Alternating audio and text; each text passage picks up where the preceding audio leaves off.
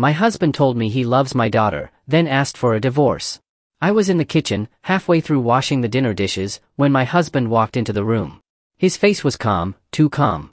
I didn't think much of it at first. I just asked, "Everything okay?" He didn't hesitate. He didn't stutter. He didn't even try to soften the blow. He just said it. "I want a divorce." My hands froze under the running water. For a second I thought I misheard him. I turned to him, confused, waiting for some kind of explanation or at least a reason. But he didn't give me time to process anything. He didn't even hide it. He looked me straight in the eyes and said, "I'm in love with your daughter, and she feels the same. We want to be together." My daughter. My 20-year-old daughter. It felt like all the air was sucked out of my chest. My knees went weak. My heart wasn't just breaking, it felt like it was being crushed. How could he say that so casually? How could he betray me like this? How could she betray me? A mix of shock, betrayal, disgust, and a kind of pain I can't explain hit me all at once. I couldn't even speak. I just stood there, staring at the man I had shared a home, a marriage, a life with, realizing he had destroyed all of it in one sentence. And the worst part? He didn't look guilty. He didn't look ashamed. He looked relieved. As if ruining my life was some kind of freedom for him. In that moment, my whole world shifted. The two people I loved most had stabbed me in the same place, and they didn't even try to hide the knife. My name is Rachel, I'm 42, and until that night, I thought my life was finally stable. I'd been with my husband Austin, 36, for 5 years. Married for 3. We had built a life together, a home, routines, plans for the future. We even had a beautiful little girl, Ava, our 3-year-old who adored her daddy. And then there were my older kids from my previous relationship. Kai, 20, and Lucas, 17. Austin had always treated them well. He used to tell me he loved them like they were his own. I believed him. Everything felt normal. Everything felt safe. Everything felt good. Until the moment Austin walked into that kitchen. When he told me he wanted a divorce. When he said he loved Kai, my daughter. Everything inside me collapsed. I couldn't breathe. My ears were ringing. My vision blurred. I just kept thinking. This can't be real. This can't be real. I had trusted this man with my children. With my heart. With my family. And he didn't just break my trust, he shattered it into pieces so small I couldn't even pick them up. The betrayal stung deeper than anything I'd ever felt. Not just because he chose someone else. But because he chose my daughter. My daughter who I raised. My daughter who depended on me. My daughter who I thought would never hurt me like this. My legs gave out, and I had to hold onto the counter just to stay standing. I felt sick, physically sick, like my soul was trying to crawl out of my body. My mind kept racing. How long had this been going on? How could he say this without guilt? How could she? What did I do wrong? How do I protect my kids now? My heart wasn't just hurting, it was breaking for every child involved. For Ava, who didn't understand any of this. For Lucas, who looked up to Austin. For Kai, whose choices I couldn't even begin to comprehend. Austin had destroyed our marriage. But worse, he had destroyed our family. And as I grabbed the edge of the counter, trying to stop myself from collapsing, one thing became painfully clear. Nothing would ever be the same after this night. After Austin's confession, I didn't sleep. I sat on the couch the whole night, numb, replaying his words over and over until the sun came up. By morning, I knew I had to confront the one person who should have never been part of this mess. My daughter, Kai. I raised Kai on my own for years before I ever met Austin. I was there for every heartbreak, every milestone, every moment she needed me. She used to tell me I was her best friend. But when I asked her if she was involved with my husband, the girl standing in front of me wasn't my daughter, she was a completely different version of herself. Cold. Detached. Almost proud. She admitted everything. No shame. No hesitation. And then she said something that pierced deeper than anything Austin could have said. I want to live with Austin. Don't come between us. My heart didn't just break, it collapsed. I felt like I was losing a child who was still standing right in front of me. That same day, the neighbors found out. And instead of offering support, some of them laughed. I heard 2 women whispering near my driveway. Imagine your own daughter stealing your husband.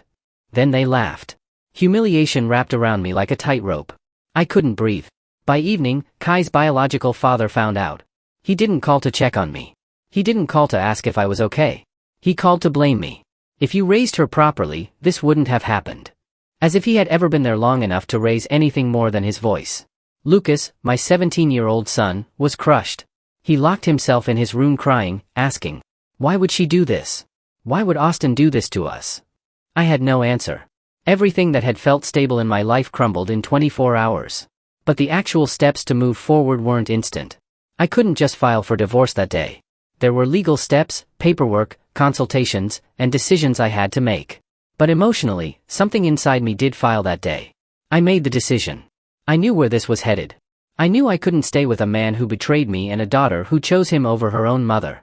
So instead of filing instantly, I did the first realistic step. I called a lawyer. I scheduled a consultation. And I began the process of ending my marriage, the right way. Once that call was made, I felt a strange mix of grief and strength. I wasn't going to stop them from leaving. But I wasn't going to destroy myself trying to hold on to them either. Starting the divorce process was one of the hardest decisions of my life. But living through it was even harder. It wasn't quick. It wasn't simple. And it definitely wasn't painless. The consultation led to paperwork.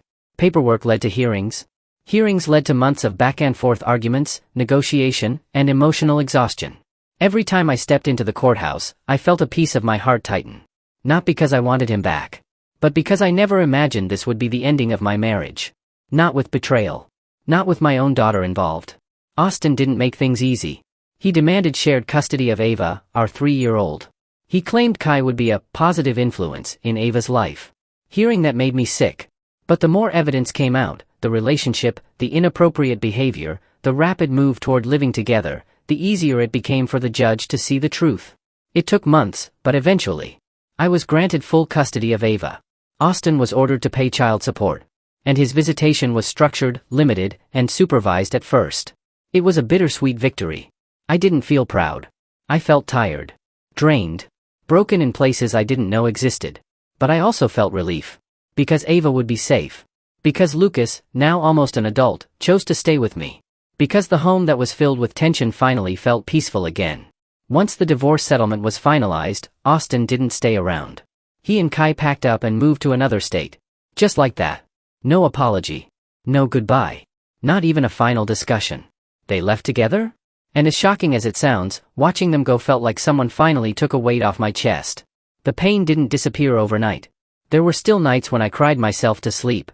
Still days when the betrayal felt fresh and raw. But with them gone, the healing could finally begin. Lucas stayed by my side. Ava kept me grounded. And I held on to the quiet truth I had learned the hard way. Sometimes losing people is the only way to save yourself. When the divorce was finally over, the silence in the house felt heavy. Not peaceful, not yet. Just quiet in a way that reminded me of everything I had lost. But I knew I couldn't stay broken forever. Not with Ava, who needed a stable mother. Not with Lucas, who was hurting just as much but trying to stay strong for me. So I made a choice, a healthier one this time. I started therapy. Walking into that therapist's office the first time felt like admitting defeat.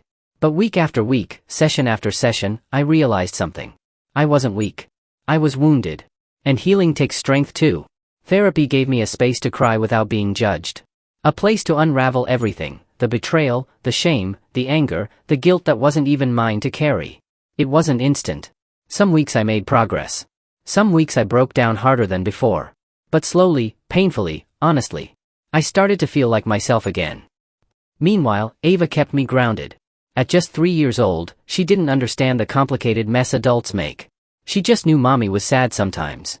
She would climb into my lap, touch my face with her tiny hands, and say, "Mommy, smile." And somehow, even through the pain, I did. Lucas became my quiet source of strength. He checked on me. He helped around the house.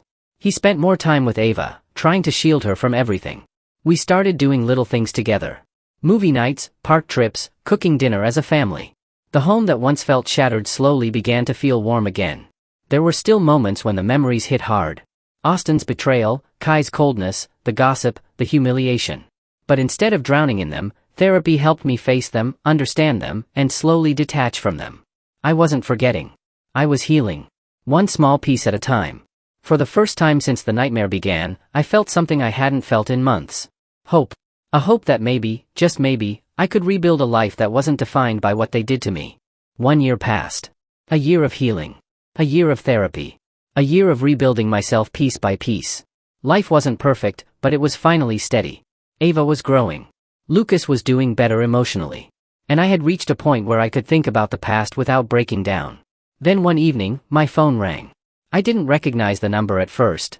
But the moment I answered, I heard a sound I hadn't heard from her in a long time. Kai crying. She was sobbing so hard she could barely form words. "Mom, please. I need help." My heart clenched. For a brief second, the mother in me wanted to reach through the phone and hold her like I used to. But then her story poured out. She had cheated on Austin.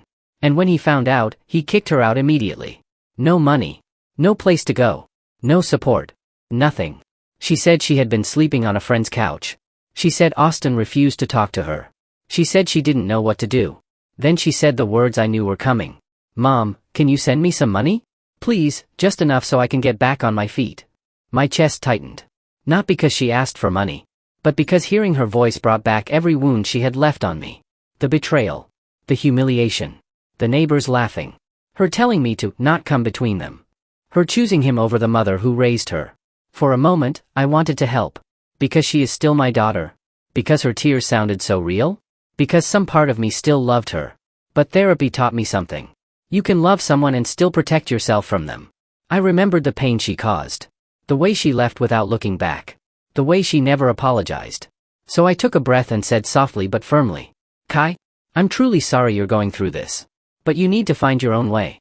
I can't rescue you from the consequences of your choices." There was silence. Then her voice turned sharp. "So that's it? You're just going to be heartless?" I didn't flinch.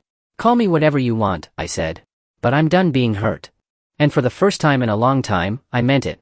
Kai hung up on me. I set my phone down. And instead of crying, instead of breaking, I felt something new. Peace. For once, I chose myself. A few days after Kai's call, life started settling back into its calm rhythm again.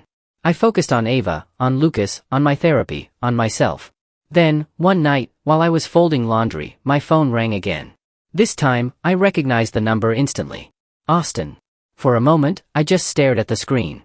This man who tore my life apart. Who didn't hesitate to choose my daughter over me. Who moved to another state without a second thought. Why was he calling? I almost didn't answer. But curiosity won. The moment I picked up, all I heard was sobbing, deep, broken crying. "Rachel, please, please don't hang up." His voice was shaky, desperate. "I'm so sorry," he choked out. "I ruined everything. My life is miserable. I made the biggest mistake of my life." I didn't say anything. I just listened. He kept going, confessing everything. Kai cheating on him. Their constant fights. The financial mess he was in. How everyone around them judged them. How lonely and ashamed he felt. Then he said the words I never imagined I'd hear. "Please, forgive me. I want us back. I want our family. I want you." For a second, I felt stunned. Not because I wanted him back. But because of just how pathetic and predictable it all was. This man destroyed our home, tore our family apart, humiliated me publicly. And only after his new life collapsed, he remembered what he lost. I let out a slow breath, and then I laughed. A real laugh. A genuine laugh, the kind that comes from finally letting go. He froze on the other end. Rachel? What? Why are you laughing?" I didn't explain. I didn't justify. I didn't comfort him. I simply said, "You made your choice. Now live with it." Then I hung up. No tears. No shaking hands. No guilt. Just relief. Because for the first time since the nightmare began, I realized I didn't owe him anything. Not forgiveness. Not comfort. Not even a second chance. He had destroyed his own life.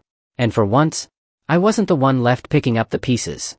After Austin's pathetic call, things finally started to feel peaceful again. For the first time in a long time, I felt in control of my life. No more betrayal. No more drama. No more chaos. Just healing. Just my children. Just me. But peace never lasts long when people who once hurt you think they can come back. One evening, just as I put Ava to bed and Lucas was finishing homework, I heard loud banging at the front door. At first, I thought it was an emergency. But the moment I opened the door, my heart dropped. Kai. She was standing there in the cold, her face red and swollen from crying, her clothes messy, her eyes full of panic and desperation. "Mom, please," she sobbed. "Please let me in." For a second, just 1 second, I saw the little girl she used to be. The girl who used to run into my arms when she scraped her knee. The girl who used to need me. But then everything she had done flashed through my mind. Her betrayal. Her choosing Austin over me. Her laughing at me with him. Her calling me heartless. Her leaving us behind without a goodbye. I kept the door only half open. She cried harder when I didn't invite her in. "I have nowhere to go. Austin won't talk to me. I made a mistake. Mom, please don't leave me like this. My chest tightened, because I did love her once. But loving her didn't mean letting her destroy me again. Kai, I said quietly, you didn't end up here because of me. You ended up here because of your choices. She reached for my arm, still sobbing. You're my mom. You're supposed to help me. I shook my head. Being your mother doesn't mean letting you hurt me again. You need to learn how to stand on your own. You need to fix your life, the same way I had to fix mine. Her face twisted with anger through the tears. So that's it? You're just going to abandon me? You're heartless. I didn't raise my voice. I didn't cry. I didn't break. I simply said, goodbye, Kai, and gently closed the door. Her cries faded slowly as she walked away, and for the first time, I didn't feel guilty. I felt free. Lucas came to my side. He didn't say anything. He just hugged me. And in that moment, I realized something. I didn't lose everything. I still had Ava. I still had Lucas. I still had myself. Kai and Austin had taken everything from me once. But I rebuilt it. Stronger. Cleaner. Healthier. And this time, I chose me.